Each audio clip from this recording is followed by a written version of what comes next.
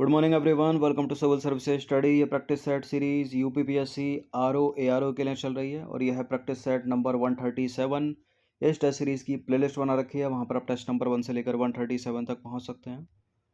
तो हर दिन प्रैक्टिस करते रहिएगा और एक प्रश्न को पढ़ने के बाद 3 से 4 या 5 सेकंड का टाइम मिलेगा अपना भी सोचना कि आंसर क्या होगा। पहला प्रश्न है, भारतीय इतिहास के संदर्भ में निम्नलिखित में से कौन सा सूफियों का संप्रदाय नहीं था? नक्शबंदिया, सोहरावर्दिया, चिश्तिया, जकारिया। नक्शबंदिया, सोहरावर्दिया, चिश्तिया, जकारिया। ठीक है, ए है इसका आंसर। तो भारत में सूफीवाद का जो प्रवेश है वो अरबों की सिंध विजय के बाद हुआ था और महमूद गजनवी के समय भारत में शेख अली हुजवेरी आए थे जिन्होंने कशफुल मजुब नामक ग्रंथ की रचना की थी। ठीक है, और 16वीं शताब्दी के उत्तरार्ध में सूफियों के कई संप्रदाय थे जैसे कि चिश्तिया, सुहरावर्दिया, नक्शबंदिया, कादरी, कलंदरिया और सत्तारिया। ठीक है, और इनमें चिश्ती और सोहरावर्दी सिलसिले जो है भारत में सबसे ज़्यादा लोकप्रिय थे, चिश्ती और सोहरावर्दी। जकारिया नाम का कोई भी सूफियों का संप्रदाय नहीं था और वही आंसर है। क्वेश्चन नंबर 2 पर आ जाइए। मगध तथा अंगराज्यों का उल्लेख सबसे पहले किस वैदिक साहित्य में मिलता है? किस में मिलता है? अथर्ववेद में। देखिए, मगध तथा अंगराज्यों का उल्लेख अथर्ववेद में मिलता है और अथर्ववेद में मगध लोगों को ब्रात्य कहा गया है जो प्राकृत भाषा बोलते थे। इस टेस्ट सीरीज की आप फुल टेस्ट सीरीज प्राप्त कर सकते हो। ठीक है, 399 में ये नंबर है, इस पर कॉल या व्हाट्सअप करके। तीसरा प्रश्न करंट अफेयर्स का प्रश्न है। गज सूचना मोबाइल एप्लीकेशन डीएनए प्रोफाइलिंग अगस्त 2022 में शुरू की गई थी और भारत में यह निम्नलिखित में से किस जीव के संरक्षण से संबंधित है? बताइए। चीता, हाथी, स्नो लेपर्ड या हंगुल? गज। गज किसको इंडिकेट करता है पर्यायवाची के रूप में? हाथी को, तो बी है इसका आंसर। देखिए, डीएनए प्रोफाइलिंग एक प्रक्रिया है, मतलब वह प्रक्रिया है जिसमें एक विशिष्ट डीएनए पैटर्न जिसे प्रोफाइल कहा जाता है, इसको शरीर के ऊतकों के नमूनों से प्राप्त किया जाता है। डीएनए प्रोफाइलिंग बंदी हाथियों के आधार कार्ड के रूप में कार्य करेगी और इस मोबाइल एप्लीकेशन के द्वारा वन अधिकारी प्रत्येक हाथी की पहचान तथा उसे ट्रैक कर सकते हैं। क्वेश्चन नंबर 4 पर आ जाइए। गणित के क्षेत्र में वर्ष 2023 का एबेल पुरस्कार किसे प्रदान किया गया? गणित का नोबेल कहा जाता है इसको। डगलस स्टुअर्ट, हेनरी कैवेंडिश पुराने नाम है ये। जॉन स्टिलवेल, इसका आंसर है लुइस कैफ्रेली, ऑप्शन नंबर ए। देखिए, लुइस कैफ्रेली को गैर रैखिक आंशिक समीकरणों के लिए नियमितता सिद्धांत में उनके योगदान हेतु वर्ष 2023 का एबेल पुरस्कार प्रदान किया गया। गणित के क्षेत्र में नोबेल कहा जाता है इसको और इन सिद्धांतों में मुक्त सीमा समस्याएं और मोंगे एम्पियर समीकरण शामिल है और इस पुरस्कार का जो नाम है वो नॉर्वे के गणितज्ञ नील्स हेनरिक एबेल के नाम पर रखा गया था, एबेल पुरस्कार। सब्सक्राइब रखिएगा सिविल सर्विसेज स्टडी चैनल को। क्वेश्चन नंबर 5 पर आज ये इंपॉर्टेंट प्रश्न है और इस बार भी यूपी पीसीएस जो 14 मई को हुआ था उसमें पूछा गया था जनगणना से संबंधित एक प्रश्न। यहाँ स्टेटमेंट बनाकर है। तो भारत में प्रत्येक जनगणना 15 वर्षों में की जाती है। भारत में प्रत्येक 15 वर्ष में जनगणना की जाती है और भारतीय शहर की पहली पूर्ण जनगणना वर्ष 1847 में की गई थी और वर्ष 1881 में भारत में पहली गैर समकालिक जनगणना आयोजित की गई थी। ठीक है, इस लाइन से प्रश्न था। देखिए, भारत में पहली गैर समकालिक जनगणना जो है वो 1872 में की गई थी। ठीक है, तो गलत है ये वाला स्टेटमेंट और ये भारतीय शहर की पहली पूर्ण जनगणना 1847 में की गई थी, ये भी गलत है। जनगणना भारत में प्रत्येक 10 वर्षों में की जाती है, तो पहला भी गलत है। तो कोई भी स्टेटमेंट इसमें से सही नहीं है, डी है इसका आंसर, उपरोक्त में से कोई नहीं। तो प्रत्येक 10 वर्ष में भारत में जनगणना की जाती है, हालांकि पिछले 2 वर्ष अपवाद हो गए हैं इसके। और बाकी बात करें भारतीय शहर की पहली पूर्ण जनगणना की, तो वो 1830 में ढाका में हेनरी वॉल्टर द्वारा आयोजित की गई थी। ठीक है, भारतीय जनगणना के जनक के रूप में जाना जाता है हेनरी वॉल्टर को और गवर्नर जनरल लॉर्ड मेयो के शासनकाल के दौरान 1872 में भारत में पहली गैर समकालिक जनगणना जो है आयोजित की गई थी? ठीक है, इसी को लेकर प्रश्न था यूपीपीसीएस 2023 में। और पहली जनगणना 1881 में भारत के जनगणना आयुक्त WC प्लाउडेन द्वारा संपन्न कराई गई। तब से निर्बाध रूप से हर 10 वर्ष में एक जनगणना जारी की जाती है। तो पहली गैर समकालिक जनगणना कब? 1872। और नियमित रूप से जनगणना 1881 में। क्वेश्चन नंबर 6 पर आ जाए, निम्नलिखित में से किस राज्य में प्रथम लोकायुक्त निकाय स्थापित किया गया था? इसका answer option number C, Maharashtra. देखिए, महाराष्ट्र पहला राज्य था जिसने 1971 में लोकायुक्त निकाय स्थापित किया था। तो विकल्प सी करेक्ट हो जाएगा इसका आंसर। नंबर 7 पर आ जाइए, भारत के आयात टोकरी में निम्नलिखित में से किसका योगदान प्रमुख है? भारत के आयात टोकरी में प्रमुख है ऊर्जा संबंधी उत्पाद। देखिए, भारत के आयात टोकरी में ऊर्जा संबंधी उत्पाद का प्रमुख योगदान है तथा कुल व्यापारिक आयात का लगभग 36.6% हिस्सा है। करंट अफेयर्स का प्रश्न है, हाल ही में निम्नलिखित में से किस राज्य केंद्र शासित प्रदेश में एशिया के सबसे बड़े अंतर्राष्ट्रीय लिक्विड मिरर टेलीस्कोप का उद्घाटन किया गया है? ये जनवरी 2023 की बात है और इसका उत्तर है उत्तराखंड। मार्च 2023 की बात है। देखिए, 21 मार्च 2023 को केंद्रीय विज्ञान और प्रौद्योगिकी एवं पृथ्वी विज्ञान राज्य मंत्री, कार्मिक, लोक शिकायत, पेंशन, परमाणु ऊर्जा और अंतरिक्ष राज्य मंत्री डॉक्टर जितेंद्र सिंह ने उत्तराखंड के देवस्थल में एशिया के सबसे बड़े 4 मीटर अंतर्राष्ट्रीय लिक्विड मिरर टेलीस्कोप का उद्घाटन किया। क्वेश्चन नंबर 9 पर आ जाइए, वर्ष 1922 में रंपा विद्रोह का नेतृत्वकर्ता कौन था? वर्ष 1922 के रंपा विद्रोह का नेतृत्वकर्ता कौन था? सरदार पटेल, राम सिंह कूका, महात्मा गांधी, अल्लूरी सीताराम राजू। देखिए, अंग्रेजों के प्रति बढ़ते असंतोष ने 1922 के रंपा विद्रोह को जन्म दिया, जिसमें अल्लूरी सीताराम राजू ने एक नेतृत्वकर्ता के रूप में प्रमुख भूमिका निभाई थी। रंपा विद्रोह जो है वो महात्मा गांधी के असहयोग आंदोलन के साथ शुरू हुआ और उन्होंने लोगों को खादी पहनने और शराब छोड़ने के लिए सहमत किया। उन्होंने किन्होंने? अल्लूरी सीताराम राजू ने।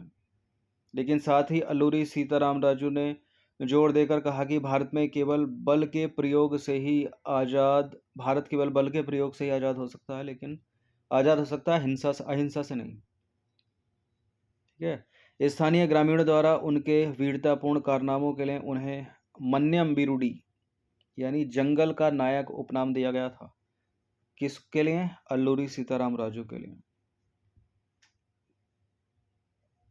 लेकिन हुआ क्या, वर्ष 1924 में अल्लूरी सीताराम राजू को पुलिस हिरासत में ले लिया गया, मतलब अंग्रेजों के द्वारा पकड़ लिया गया।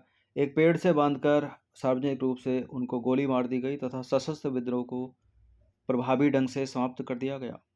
ठीक है, रंपा विद्रोह को। 10वां प्रश्न है, टीवी यानी ट्यूबरकुलोसिस या ट्यूबरकुलोसिस डे यानी क्षय रोग के संबंध में निम्नलिखित में से कौन सा कथन सही नहीं है? देखिए, भारत का लक्ष्य वर्ष 2025 तक देश में क्षय रोग मुक्त बनाना है। देश को क्षय रोग मुक्त बनाना है, मतलब टीबी को हटाना है। और जबकि वैश्विक रूप से देखें तो ये लक्ष्य वर्ष 2030 तक है। और प्रत्येक वर्ष 24 मार्च को विश्व क्षय रोग दिवस मनाया जाता है, यानी वर्ल्ड टीबी डे या वर्ल्ड ट्यूबरकुलोसिस डे। और वर्ष 2023 के लिए विश्व क्षय रोग दिवस की थीम जो है वो टीबी हारेगा और देश जीतेगा है। कोई गलत है क्या इसमें से? देखिए, भारत का लक्ष्य 2025 तक टीबी को हटाना है, जबकि वैश्विक स्तर पर 2030 तक टीबी को हटाना है। प्रत्येक वर्ष 24 मार्च को विश्व टीबी रोग दिवस मनाया जाता है, लेकिन थीम यहाँ गलत दी हुई है। टीबी हारेगा देश जीतेगा नहीं, ये पुरानी थीम है। ठीक है, वर्ष 2023 की जो थीम है वो है हाँ हम क्षय रोग का उन्मूलन कर सकते हैं, यानी yes we can and TB. तो भारत का लक्ष्य 2025 तक टीबी को हटाना है, जबकि वैश्विक स्तर पर 2030 तक टीबी को हटाना है। और विश्व क्षय रोग दिवस यानी टीबी दिवस या वर्ल्ड टीबी डे 24 मार्च को मनाया जाता है। तो ये 3 चीज़ें बड़ी इंपॉर्टेंट है। ठीक है, और हर वर्ष की थीम बड़ी इंपॉर्टेंट है। हाँ, हम टीबी का उन्मूलन कर सकते हैं, हाँ हम क्षय रोग का उन्मूलन कर सकते हैं, या yes we can and TB. 11 प्रश्न है। जून 2022 तक सौर ऊर्जा के मामले में शीर्ष स्थान पर कौन सा राज्य है भारत में? राजस्थान। देखिए, जून 2022 तक राजस्थान और गुजरात बड़े पैमाने पर सौर ऊर्जा उत्पादन के मामले में शीर्ष थे। अगर राजस्थान की उत्पादित क्षमता की बात की जाए तो 53% और गुजरात की बात की जाए तो 14%। तीसरे स्थान पर आता है महाराष्ट्र 9%, और अभी भी यही है। मई 2023 तक। क्वेश्चन नंबर 12 पर आ जाइए। राष्ट्रीय आपदा प्रतिक्रिया बल की स्थापना कब की गई थी? एलिमिनेट करें? चलिए अब बताइए कब की गई थी। अब बताइए। वर्ष 2006 में। देखिए, राष्ट्रीय आपदा प्रतिक्रिया बल यानी एनडीआरएफ की स्थापना वर्ष 2006 में आपदा प्रबंधन अधिनियम 2005 के तहत की गई थी। और प्रतिवर्ष 19 जनवरी को राष्ट्रीय आपदा प्रतिक्रिया बल की स्थापना दिवस मनाया जाता है, का स्थापना दिवस मनाया जाता है। और इस वर्ष राष्ट्रीय आपदा प्रतिक्रिया बल ने अपना 17वां स्थापना दिवस मनाया, यानी जनवरी 2023 में। क्वेश्चन नंबर 13 पर आ जाइए। निम्नलिखित में से किस राज्य या केंद्र शासित प्रदेश में सुप्रसिद्ध मां पूर्णागिरि मेले का उद्घाटन किया गया है? कहाँ लगता है मां पूर्णागिरि मेले का आयोजन होता है? ये उत्तराखंड का मेला है। सी बी है इसका आंसर। देखिए, 9 मार्च 2023 को मुख्यमंत्री पुष्कर सिंह धामी ने 3 महीनों तक चलने वाले प्रसिद्ध मां पूर्णागिरि मेले का उद्घाटन किया। मां पूर्णागिरि मंदिर जो है वो उत्तराखंड के चंपावत जनपद के टनकपुर के पर्वतीय अंचल में अन्नपूर्णा चोटी के शिखर पर लगभग 3000 मीटर की ऊंचाई पर स्थित है। और इस मंदिर को शक्तिपीठ माना जाता है। ठीक है, और यह 108 सिद्ध पीठों में से एक है। ऐसा माना जाता है कि इसी स्थान पर सीता माता की नाभि गिरी थी। ठीक है, ये मान्यता है। और पूर्णागिरि को पुण्यगिरि के नाम से भी जाना जाता है। यह मंदिर शारदा नदी के पास स्थित है। और पूर्णागिरि मंदिर अपने चमत्कारों के लिए प्रसिद्ध है। नंबर 14 पर आ जाइए। स्टैचू ऑफ प्रॉस्पेरिटी निम्नलिखित में से किसकी प्रतिमा है? शंकराचार्य की, रामानुजाचार्य की, नाद प्रभु केम्पेगौड़ा की, या सरदार पटेल की? सरदार पटेल की स्टैचू ऑफ यूनिटी सभी को पता होगा। स्टैचू ऑफ प्रॉस्पेरिटी है नाद प्रभु केम्पेगौड़ा, ऑप्शन नंबर सी। तो स्टैचू ऑफ प्रॉस्पेरिटी यानी समृद्धि की प्रतिमा एक नाद प्रभु केम्पेगौड़ा की प्रतिमा है, जो 16वीं शताब्दी के विजयनगर साम्राज्य के अधीन सामंत थे। देखिए, वर्ल्ड बुक ऑफ रिकॉर्ड्स के अनुसार किसी शहर के संस्थापक की पहली और सबसे ऊंची कांस्य प्रतिमा है ये स्टैचू ऑफ प्रॉस्पेरिटी। और प्रसिद्ध मूर्तिकार और पद्म भूषण से सम्मानित राम बनजी सुतार ने जो है इस प्रतिमा को डिजाइन किया है। क्वेश्चन नंबर 15 पर अजय निम्नलिखित में से कौन सा ब्लू बगिंग शब्द का सबसे अच्छा वर्णन करता है? समुद्र में नीले हरे शैवाल की ब्लूमिंग, ब्लूटूथ कनेक्शन के माध्यम से हैकिंग, जैविक हथियारों के रूप में रोगाणुरोधी प्रतिरोधी सुपरबग का उपयोग, या उपरोक्त में से कोई नहीं कुछ और है ये। ब्लू बगिंग है ब्लूटूथ कनेक्शन के माध्यम से हैकिंग, ऑप्शन नंबर बी है इसका आंसर। देखिए, ब्लू बगिंग जो है हैकिंग का एक रूप है जो हैकर्स को खोजे जा सकने योग्य चालू ब्लूटूथ कनेक्शन के माध्यम से डिवाइस तक पहुंच प्रदान करता है। और ब्लू बगिंग के माध्यम से हैकर जो है वो डिवाइस के ऐप तक अनधिकृत पहुंच प्राप्त कर सकता है और उन्हें अपनी इच्छा के अनुसार नियंत्रित कर सकता है। अपनी इच्छा के अनुसार नियंत्रित करना, उनमें जो सेव पासवर्ड हैं, यूज़र नेम है, उनको देख लेना, उसका डेटा डिलीट कर देना, डेटा चोरी कर लेना, ठीक है, या एप्लीकेशन को ही डिलीट कर देना। तो चालू ब्लूटूथ कनेक्शन, ठीक है, यदि आप पब्लिक प्लेस में जाते हो और आपका ब्लूटूथ अगर आप ओपन करते हो तो वहाँ देखोगे आप कि कई कनेक्शन वहाँ दिखाएगा आपको कनेक्ट करने के लिए, क्योंकि उनकी ब्लूटूथ जो है वो ऑलरेडी खुली रहती है। तो हमेशा याद रखिएगा, बिना किसी वजह के ना ब्लूटूथ और ना ही वाईफाई कनेक्शन ऑन रहना चाहिए पब्लिक प्लेस में, ठीक है। तो यही हैकिंग है ब्लूटूथ के माध्यम से। ब्लू बगिंग ये शब्द दिया गया इंटरनेट का। न्यूज़ में होते हैं, एग्जाम में कभी कभार पूछ ले जाते हैं।